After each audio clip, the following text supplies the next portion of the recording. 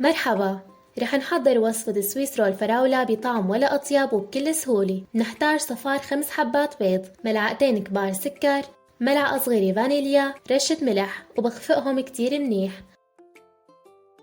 نضيف 50 ملي زيت نباتي، 50 ملي حليب، 3/4 الكاس طحين نضيفه على دفعات، ملعقة كبيرة بيكنج باودر.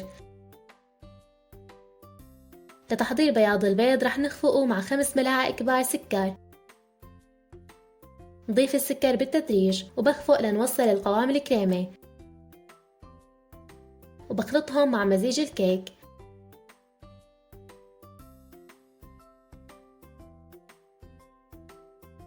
بدخلهم الفرن على درجة حرارة 180 لمدة نصف ساعة. بقلب الكيكة وبقطعها،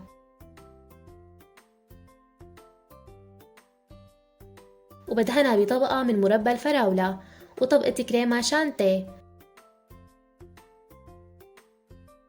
وبلف طبقات الكيك مع بعضهم بهالشكل.